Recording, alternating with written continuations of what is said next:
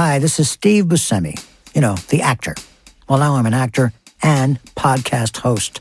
From Piece of Work Entertainment and Campside Media in association with Olive Productions comes Big Time, an Apple original podcast.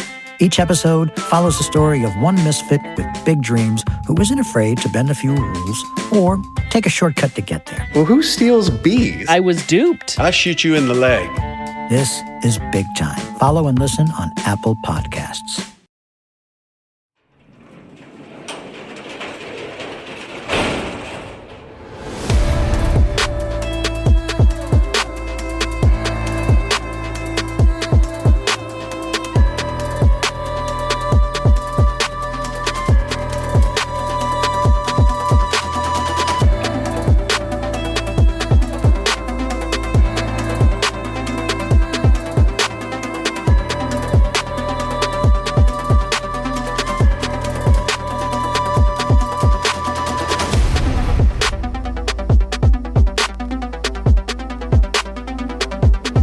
Welcome to True Crime Garage. Wherever you are, whatever you're doing, thanks for listening. I'm your host, Nick, and with me, as always, is a man with a suggestion. If you're listening to this in the car, crank it up, because this one's a real knuckle duster. Here is the captain. Well, you're a real moose knuckle, so it's good to be seen and good to see you. Thanks for listening. Thanks for telling a friend. Today, we are drinking Marble Madness by the great brewers over at Central Standard Brewing. Marble Madness is a West Coast Pilsner, a style that falls somewhere between a classic German-style Pilsner and an assertive West Coast IPA. Marble Madness is fermented, cool, with lager yeast and heavily hopped throughout, plus you get the higher ABV than traditional Pilsners. Garage grade 3 3/4 bottle caps out of 5. And let's give some thanks and praise to our good friends that helped us fill up the old garage fridge. First up, a big thank you and double-fisted cheers to Amanda and Bobby Odemans in Alexandria, Virginia. And a big We Like Your Jib goes out to Jill K.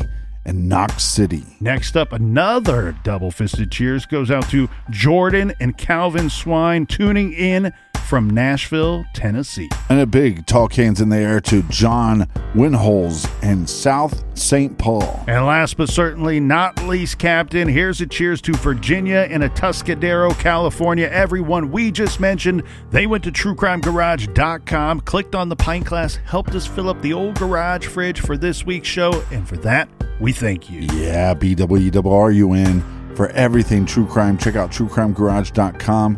And Colonel, that's enough of the business. All right, everybody, gather around, grab a chair, grab a beer. Let's talk some true crime. In absolutely brutal crime. First-degree murder, kidnapping, and conspiracy to commit murder. Court documents show the attack was planned, stating the four were part of an anti-government religious group known as God's Misfits. God's Misfits. God's Misfits. Saturday, March 30th, 2024. 27-year-old Veronica Butler hit the highway. Her plan? To go and retrieve her 2 children and to spend some time with family. The kids were with their grandmother, Tifany Adams. However, according to Grandma, Veronica never arrived to collect the kids. Veronica Butler and another woman, Jilian Kelly, who was traveling with Veronica, were soon reported missing. Their car was later found in Texas County, near the Kansas state line. No sign of either woman was found there. However, very disturbingly, police found signs of foul play. Days of investigation led detectives to a group calling themselves God's Misfits. This is True Crime Garage. In absolutely brutal crime. First-degree murder, kidnapping, and conspiracy to commit murder.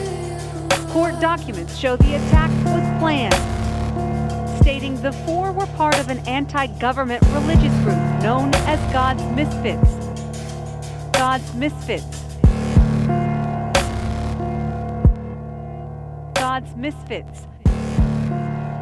Joining us for the first time here in the garage, we have Lauren Conlin from Pop Crime TV on YouTube and the Outlier podcast. Welcome to the garage, Lauren. How are you doing today? I'm doing great. Thank you guys so much for having me. You're here to educate us about a case that is really, it's fresh, it's new. Unfortunately, it's a case that took place last year in 2024, and we are working through the processes with this case as we go and trying to figure out exactly what happened. Now, at the center of this case, Lauren, we have a young woman named Veronica Butler, just 27 years old. Who is Veronica Butler? Yes, Veronica Butler. She's a beautiful girl, beautiful red hair. She's a 27-year-old mother of two children, loves her children, would do anything for them. Veronica was in school. She was very busy. She was in school to become a surge tech. She was a certified nursing assistant, and she also owned a store called Sunflower Nutrition. She was known to be a really great cook. So she kind of incorporated her healthy cooking at Sunflower Nutrition in Hugoton, Kansas, where she lives. And Hugoton, Kansas, I've been there. It's a really small town. It's about 3,500 people, let's say. And everybody knew Veronica as being just confident, kind, and sassy. You had mentioned she's the mother of two children, ages 8 and 6, I believe. Who are the kids? What do we know about Veronica's children? Yes, her children are 8 and 6. She has a boy and a girl, and she had these kids when she was clearly a bit younger. And I'll just call him her baby daddy, Wrangler Rickman. He has a bit of a history with drugs and arrests. So they didn't work out as a couple, and they split soon after Veronica's daughter was born. And I guess I don't want to go too much into the kids. They're minors, so I don't really know what else to say there. But I know that both parents do love the children dearly. The daughter was born in 2018, I believe, in April, and then they split up. Wrangler and Veronica split up in December of 2018. What were the arrangements, and where were both of the parents living during that time period from 2018 up until events that took place last year? Yes, well, Veronica, she was not awarded full custody of the kids until 2021, but they had been going through this bitter custody battle since 2019. And one of Wrangler's, I guess, qualms here was that Veronica was moving. She was living in Kansas, then she was living in Colorado, and she didn't tell him. And this is according to Wrangler. And Wrangler had lived in Guyman, Oklahoma, in that area. And Veronica, the truth was, she was working hard. She is a single mother. She was trying to provide for her children, and she was trying to create a stable environment for them. So at this point, it's just becoming very contentious. Wrangler was getting into trouble, so that's why she filed for full custody, and she was granted full custody again in 2021. And she also, I believe that same year, had filed a protective order against Wrangler. She just didn't like what was happening. She didn't like that he had been arrested for drugs, and she didn't want that around the kids. She wanted somebody who would be an actual father, and it seemed like Wrangler was more into partying and hanging out with his friends rather than being a responsible young parent. What was he up to in 2024? What's his story? Yes, Wrangler was actually arrested in 2023, in November of 2023. And that arrest is really interesting. We'll probably get into it a bit later, but he was arrested for feloniously pointing a firearm after a felony conviction. So that initially did not result in any jail time. He got a suspended sentence, but then he was rearrested in February of 2024 for assault and battery, and that was followed by a short incarceration.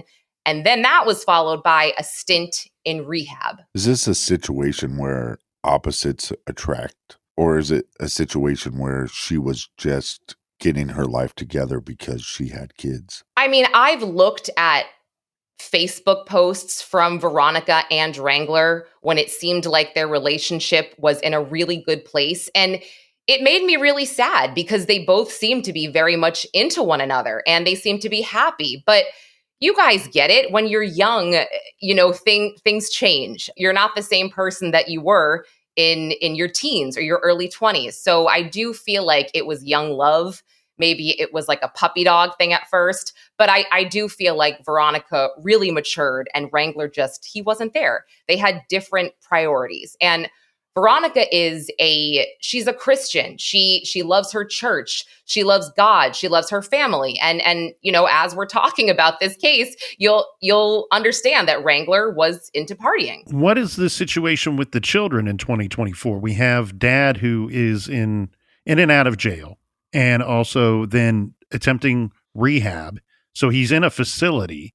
And then we have Veronica, who is, as you said, moving around it at that time. What is the custody situation for these two children, just 6 and 8 years old, early in 2024? Well, by 2024, Veronica had lost custody of the kids. And what had happened was in 2022, Wrangler's mother had actually inserted herself and intervened with this custody battle. She said, you know what? My son clearly wants to party. He doesn't want to be a dad. So when it's time for his visitation, Tifany Adams, Wrangler's mother, was going to step in and take the kids.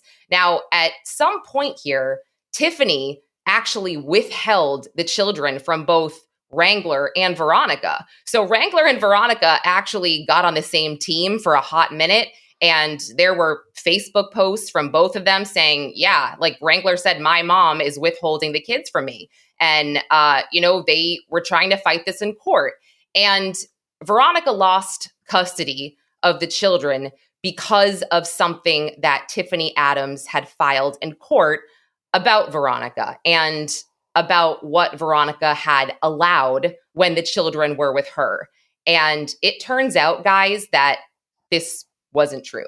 These allegations that Tifany Adams made to get these children and to get them taken from Veronica was false. What are some of the details of those allegations? Because that plays a big role in the story here. Oh, yes, it plays a very big role. And the allegations were that Veronica had allowed her children to be sexually abused by a family member. And I want to be clear, Veronica did not allow this. This did not happen. So you're saying the sexual abuse never happened, period, or the fact that she didn't allow? I am saying the sexual abuse never happened, period. But then we find ourselves in a situation where it appears that Tifany Adams, Wrangler's mother, the father's mother, is now in control and has custody of the children because of these allegations.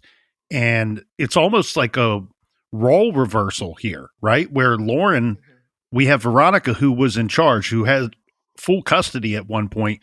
These allegations come about, and now Veronica is finding herself where she is getting visitation with her children, but it's supervised visitation. And from my understanding, it was every Saturday. It was to be scheduled for each and every Saturday. Were the visitations supervised? Yes, they were supervised, and they had a handful, I want to say maybe 4 or 5 court-appointed therapists. And Tifany Adams, she initially chose 1 or 2 women that she wanted. And then I believe Veronica also chose a few on her end as well. But what was going on before this was that when Tifany Adams had the children, and it was Wrangler's time with the children, Tifany Adams just would not give them back. And it got to be a huge problem, which is, where the child stealing allegation comes in. And I want to give you guys an idea about the area as well.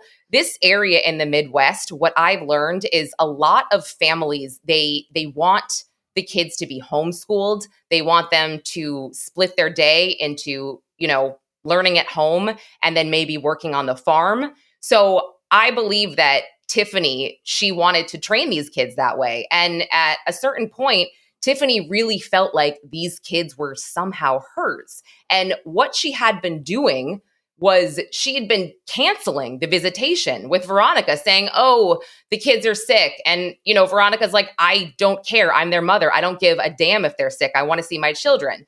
And then Tifany would say, oh, I'll make up the visit.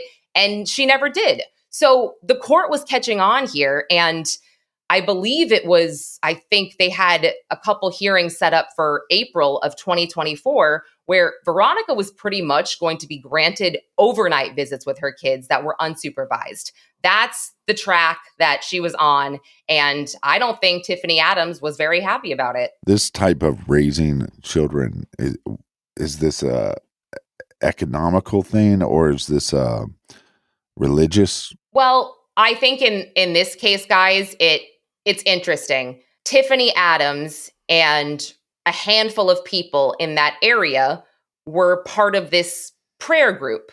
And this prayer group was called God's Misfits. They came up with this name as a joke, but I guess it kind of stuck.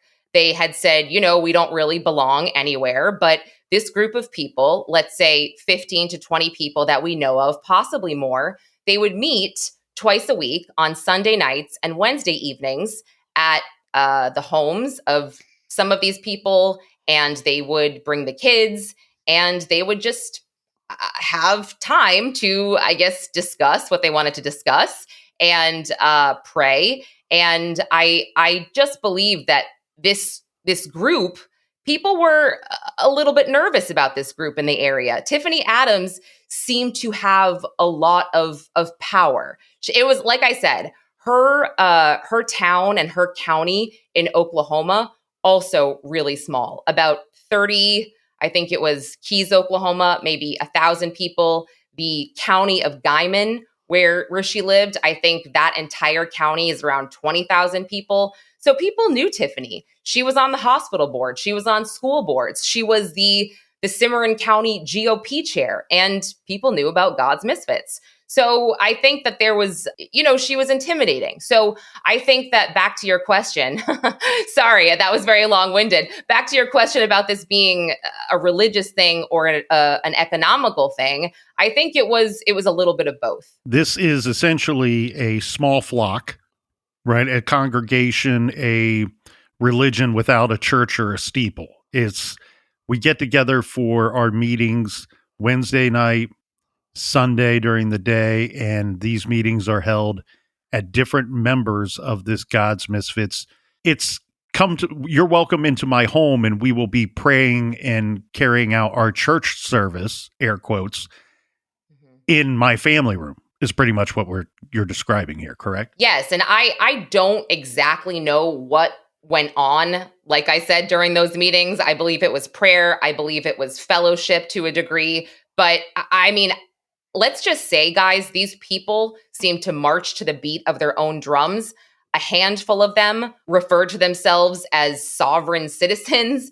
And I mean, I've seen 45-page documents sent to Antony Blinken describing that, and not to be gross, but describing that their children come from their own sperm and their children don't have to do anything that the government tells them to. It's wild. It really is wild. And they went to conventions of people speaking about sovereignty. And it makes me feel a bit strange, just, I guess, knowing what was about to unfold, but yeah, that's what it was. So maybe a group of conspiracy theorists, doomsday preppers, that type of individual. Yeah, definitely a little bit out there. Conspiracies abound, absolutely. Now, some of these groups, there becomes a hierarchy within the group, and sometimes that leads to how do I say this?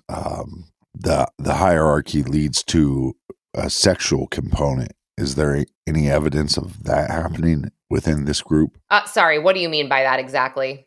Where there becomes almost a leader, and because there is a leader, that then if the leader is male, that the female followers will become attracted to him, or that male leader will use his power for sexual advances on his followers. Got it. Tifany Adams was without a doubt the leader of this group. She had the loudest voice. She had the most connections within the town, within the county.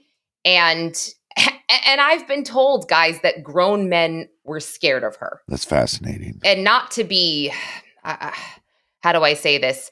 I guess not to be shallow, but you can look up pictures of Tifany Adams from 5 years ago. And she's beautiful. She's a beautiful woman. She's in her 50s. And if you see pictures of her now, and I'm speculating, but it's incredible that drugs haven't really been mentioned, when it comes to this case, because her face and the way that she looks is alarming, I guess, compared to what she looked like just a few years prior. So do you think that was a part of this prayer group, is drugs?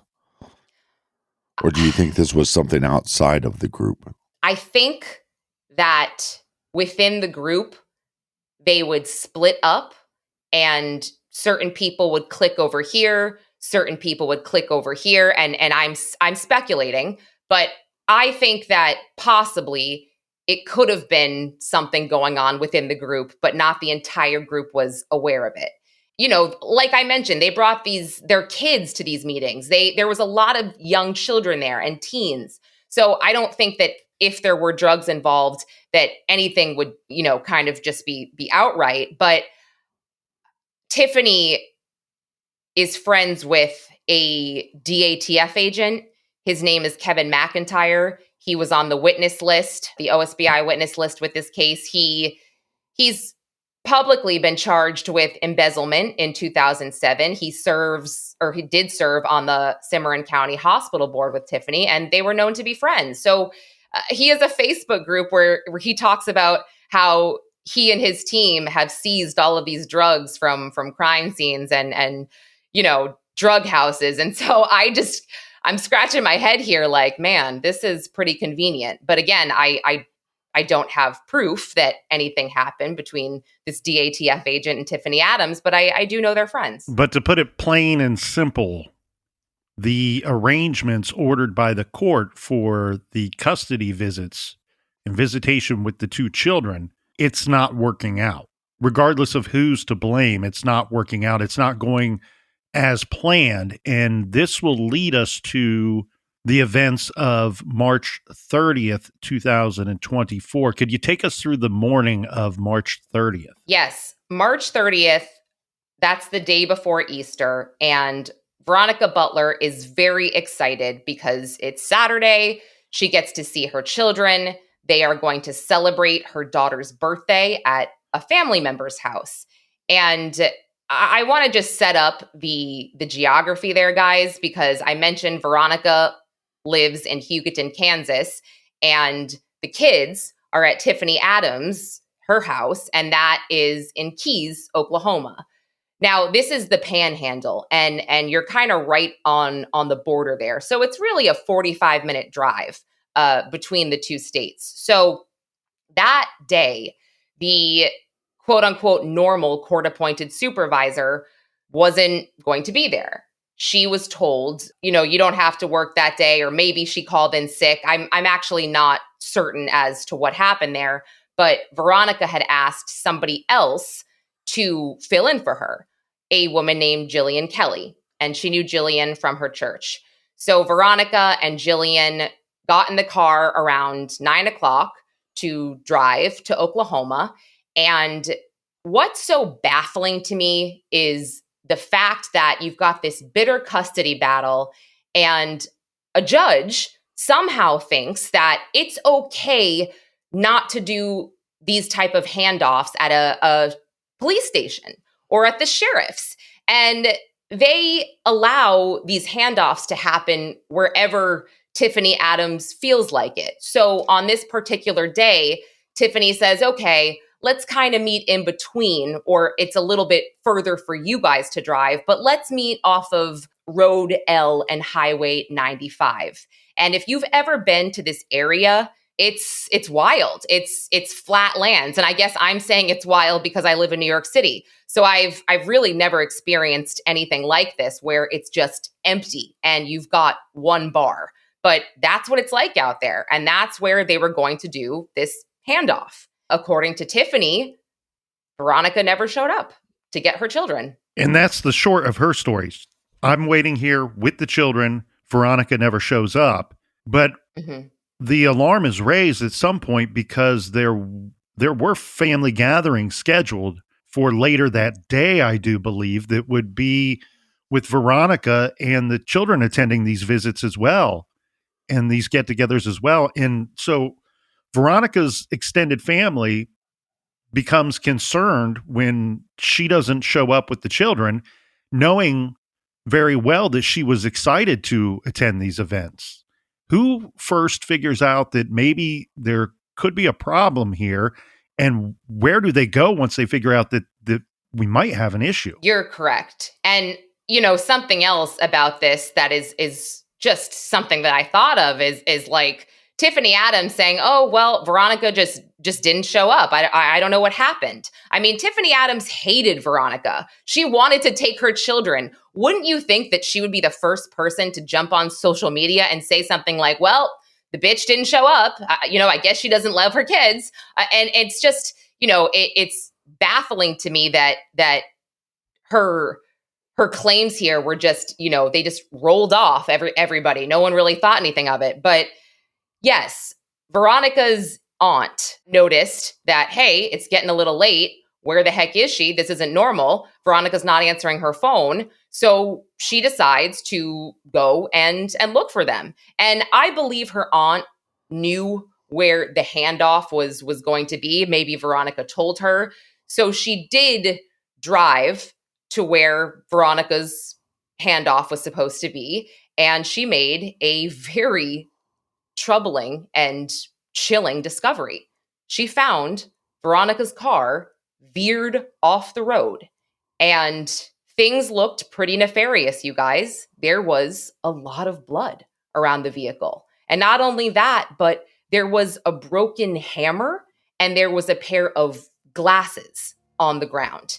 And there appeared to be kitty litter almost there to soak up some of the blood.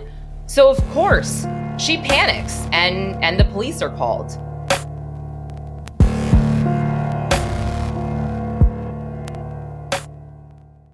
With Simply Safe, sleep comes easier, and leaving the house feels more confident. This is a home security system that just doesn't secure your home and loved ones, it also creates a feeling of safety.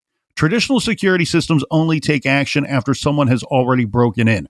That's too late. Simply Safe's Active Guard outdoor protection can help prevent break-ins before they happen. Simply Safe has no long-term contracts or cancellation fees. Their monitoring plans start affordably at around $1 a day, and they have a 60-day satisfaction guarantee or your money back. I love Simply Safe because I believe that Simply Safe is simply a better security system. I have had other antiquated systems in the past where the tech simply did not keep up. Simply Safe is fantastic for whole home and whole business complete security. With motion detection, light activation, doorbell cameras, additional cameras, protect your business, protect your home, and most importantly, protect your family with Simply Safe. Take it from me, they are the most complete system on the market. Visit simplysafe.com/garage to claim 50% off a new system with a professional monitoring plan and get your first month free. That's simplysafe.com/garage.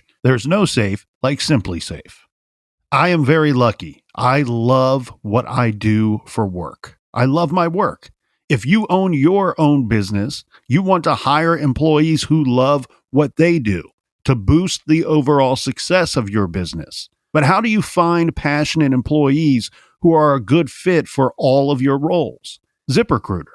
ZipRecruiter is the hiring site employers prefer the most based on G2. ZipRecruiter's powerful matching technology works fast to find top talent, so you don't waste time or money. See a candidate who'd be perfect for your job? You can use ZipRecruiter's pre-written invite to apply message to personally reach out to your favorite candidates. Hire experienced people who are excited about what they do with ZipRecruiter. 4 out of 5 employers who post on ZipRecruiter get a quality candidate within the first day.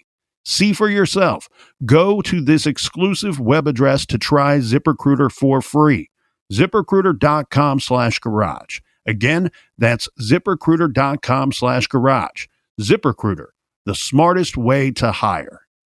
Did you know Fast Growing Trees is the biggest online nursery in the U.S. with thousands of different plants and over 2 million happy customers? I'm one of those happy customers. Fast Growing Trees has all the plants your yard needs, from fruit trees to shrubs.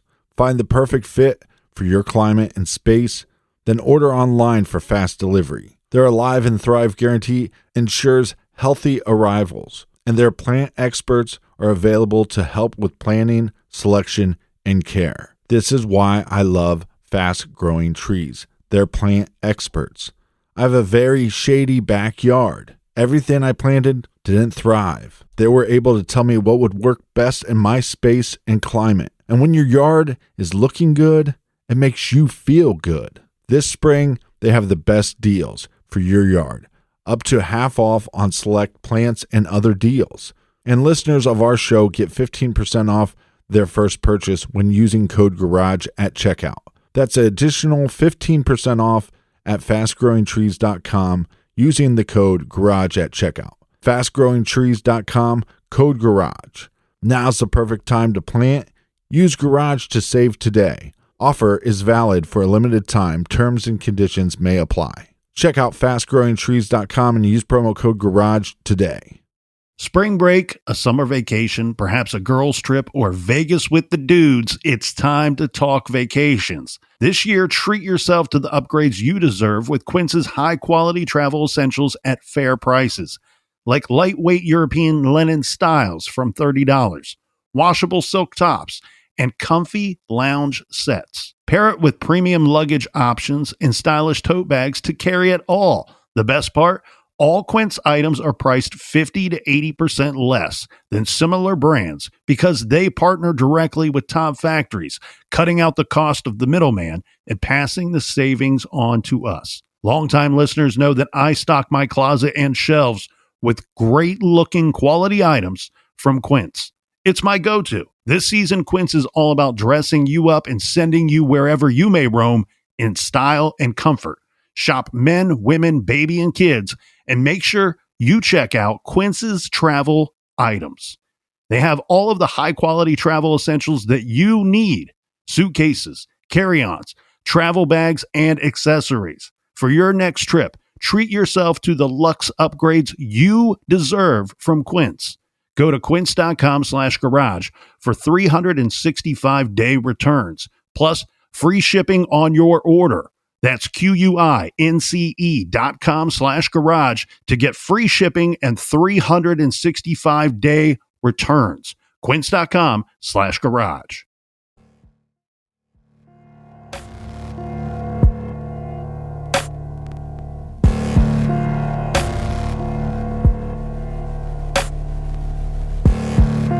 What are the police seeing at this scene beyond the blood? Well, police saw the broken hammer on the ground. They saw the glasses, and they saw the strange, what they thought at the time maybe was dry oil, but it was actually kitty litter. And they're just like, wait, what is going on here? And from what I'm told from sources, local sources, immediately, Veronica's family had said, okay, you need to go find out where Tifany Adams is. You need to go figure out where she is because, there's something going on there. I did read a report that maybe a gun was found at the scene, but I believe the gun may have belonged to Veronica. There was not a gun found at the scene. There was a magazine found, but there was no pistol.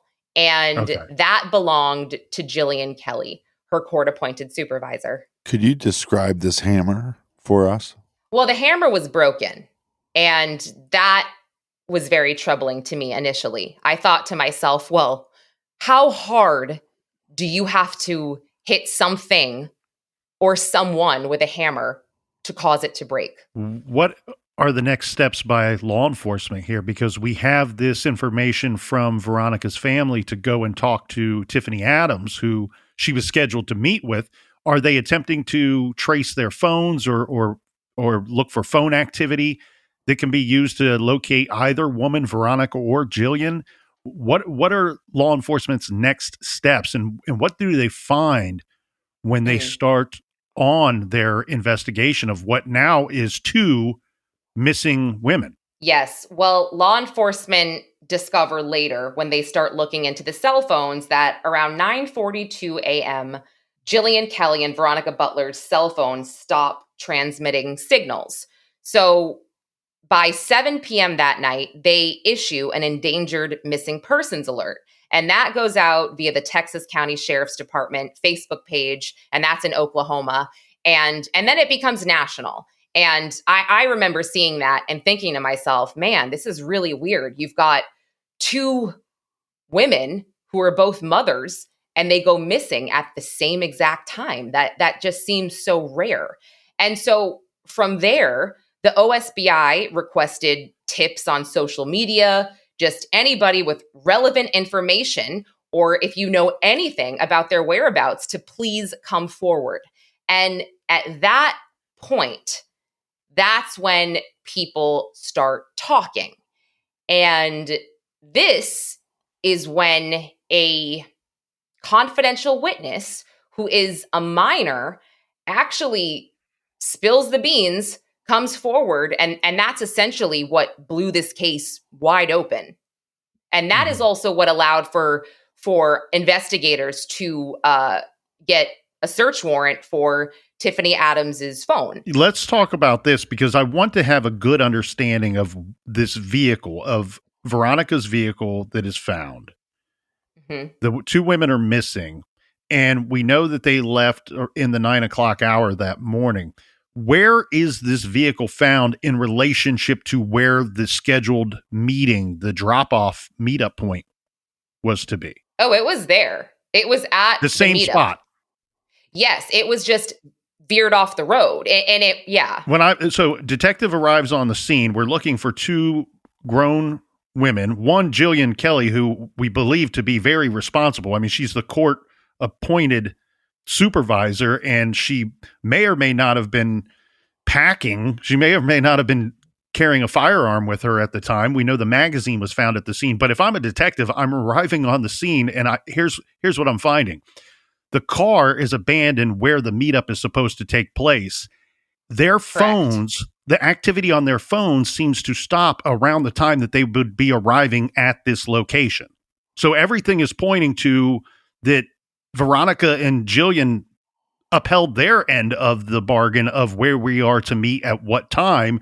And then the flip of that is we have Tifany Adams, who says, no, I was there. They never showed up. I don't know if she said I was there. Okay. I'm not sure if she said that. She just said they didn't show up. And look, I mean, whatever went down or whatever happened at the scene of the meetup, I would speculate that things didn't go as planned, because who would leave a scene like that, guys? Who would leave a hammer and all the blood there? I mean, it appears that somebody tried to absorb the blood like a dumbass, but I mean, like, I was thinking, well, something went wrong. And just to give you some info about Jilian, she's a volunteer. She is a 39-year-old mother of 4. She's a pastor's wife. I mean, her and Veronica were friendly. They met actually through Veronica's pastor, as I mentioned, and Veronica's pastor knew Jilian's husband. And Jilian was not your typical preacher's wife. She was a gun-toting, motorcycle-riding badass, you know? And so they were friendly, but they weren't exactly good friends, if that makes sense. So, yeah, I mean, it was alarming to see that Jilian's magazine was there, but yeah, no pistol. It would appear to me that we have one of two possible situations, that either this is a completely, it's out in the middle of nowhere. This is a complete random violent act that took place. We have two missing people, or we have a situation where the missing people were removed from this location and, we happen to find their abandoned vehicle before somebody could get back here and and get rid of this vehicle. The kitty litter, obviously, if they put it down with the intention of soaking up and absorbing blood evidence from the scene, then somebody was taking precautions to try to cover up this crime or whatever took place at that location. Yes, that's correct. And who knew of this location for being the meetup? Did it go beyond Veronica? Did it go beyond Jilian? As I understand, Veronica knew, Jilian knew, Tifany Adams knew, and possibly one or two of Veronica's family members knew, because they wound up at that location when Veronica never showed up to the birthday party. And now we have missing endangered people. What is our investigation, and where does it go from this point? You had mentioned a search warrant for Tifany Adams' phone. Were they searching Tifany Adams' properties, or I believe she had a boyfriend at the time? Yes. Tifany Adams, her boyfriend is a man named Tad Burt Cullum. And Tad Cullum, he was known to be this nice guy. He was very friendly to a lot of people in town, and he was a farmer. And actually, Wrangler Rickman had previously been employed by Tad. He worked on Tad's farm. And Tad was, he was quite a few years younger than Tifany. So Tad's in his 40s. And again, by all accounts, Tad was a pretty nice guy. Are the two of them living together at this time? Yeah, I mean, they had their own homes. They owned their own homes, but they did coexist a lot, or cohabitate a lot. I would compare it to you staying at a boyfriend or girlfriend's house, for a few days at a time. So do you believe that law enforcement, because we know where she was heading to pick up her children, we know that she was supposed to meet her mother-in-law, quote unquote, do you think that right away law enforcement knew who was responsible for this crime? I think that law enforcement knew which way to look. They knew who to look at. They knew who they needed to talk to. And with that being said, they were able to get a search warrant by April 1st for Tifany Adams's phone. And, Tifany Adams was, a willing participant in this. She said, okay. And investigators found web searches for things like taser pain level, gun shops, prepaid cellular phones, where to get them, and also a search on how to get someone out of their house or to leave their house. Can you explain the last one a little more? The search is Yes. to get somebody to leave your house.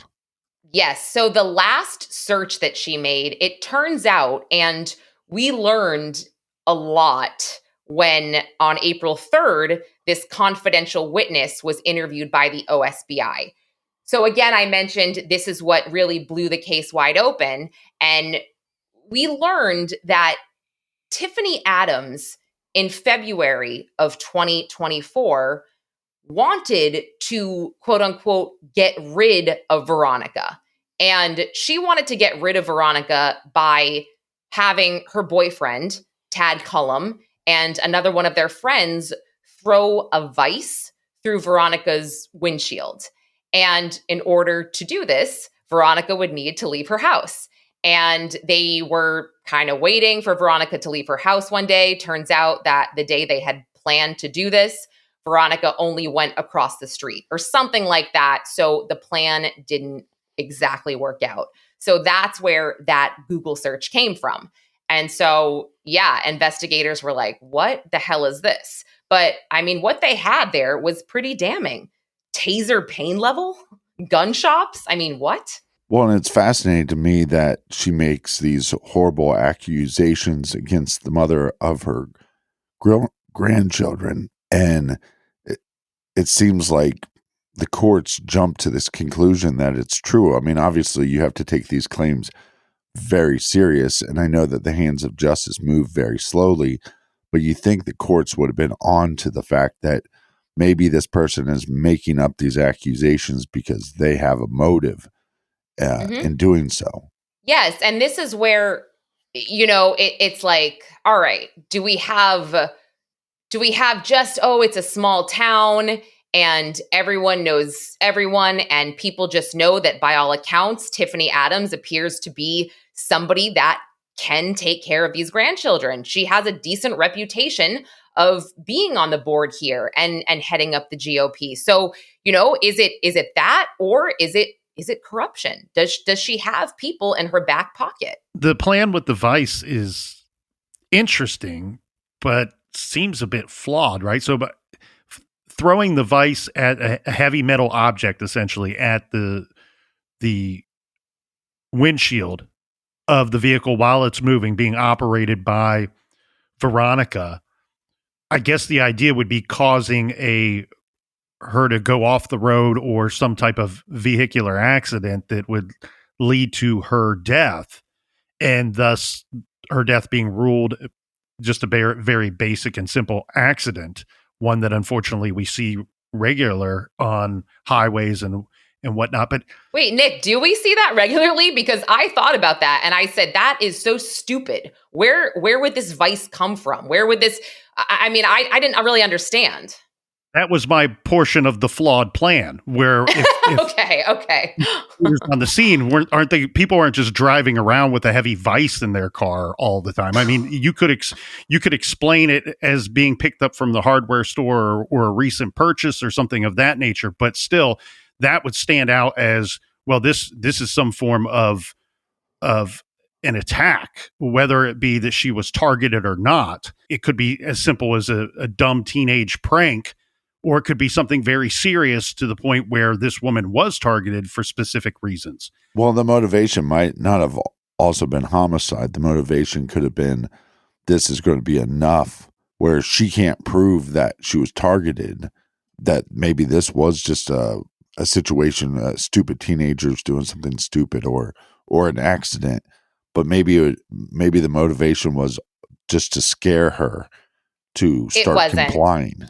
It was not. The motive was homicide. And yeah, we learned this based on some future witness testimony here. But my understanding and my opinion on this was, Tifany knew people. She knew people in law enforcement. And I just don't think that if this actually worked, this plan with the vice, I don't think that she was thinking that law enforcement would sit there and dust the vice for fingerprints, that they would do some big investigation. I think she most likely thought that, yeah, it would be cut and dry, and nobody would ever know. That's why I love the police departments and the sheriff's departments, that when they arrive on a scene like that, they arrive with the idea that this is a homicide until we can prove otherwise. Mm-hmm. With this story here, though, so Tifany is the last breadcrumb. When you're looking for a breadcrumb trail for your two missing people, she then becomes that last breadcrumb. So now you are searching her phone and you learn all of these wonderful things about her when you're looking at the searches that she has done on her phone with the stun gun and burner phones, and the plot to attempt to kill Veronica in what would look like a vehicular accident in February. You said that there was a confidential informant or witness that comes forward. Was that one of the children? One of Veronica's children? Or do we not know who that person is? No, we know who the confidential witness is. She is a minor, and she is someone's child who was allegedly involved in this plot. And I say allegedly because this case is not adjudicated yet. But she was very upset, and she drove to her brother's house in another state, in Texas, but again, a border state. And she called the OSBI and said, I have information and I need to tell you about it. And so she met with the OSBI and she told them everything that she knew. And again, it blew this case wide open. And I have to say, I just don't think that any of us were really ready for a lot of what we heard. And this was the first time that we actually heard about God's misfits.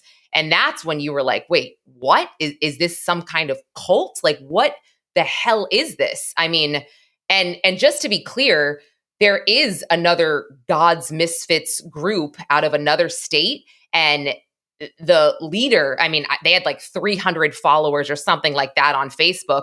But this guy who heads up that God's Misfits, he's like, wait, what? No, this has nothing to do with me or my group. I have no affiliation.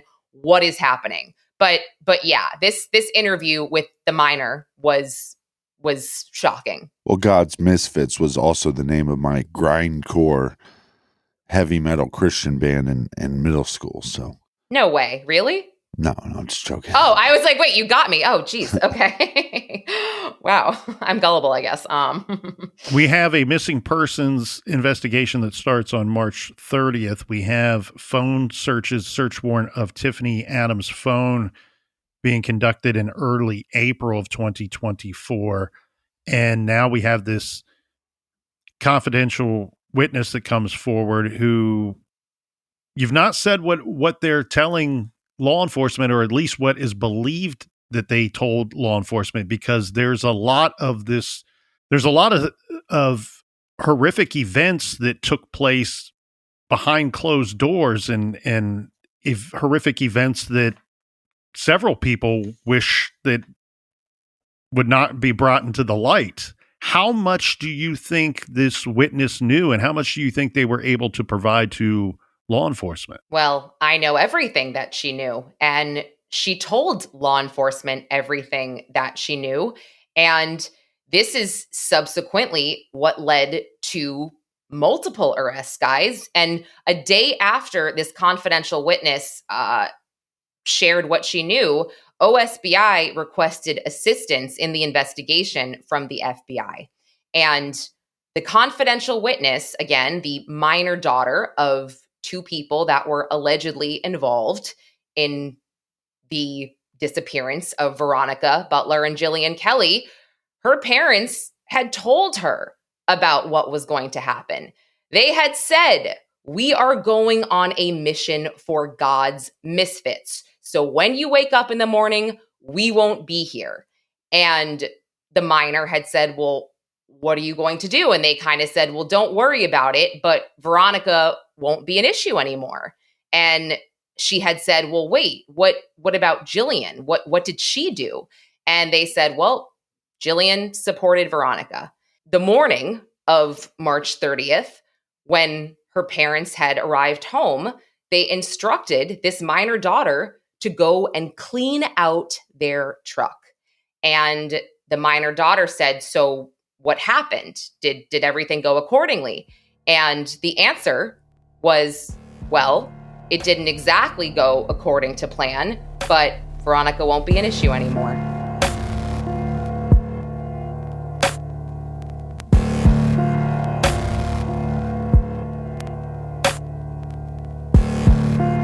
I want to thank everybody for joining us here in the garage. Stick around for part 2. So much more to get to. Until then, be good, be kind, and don't litter.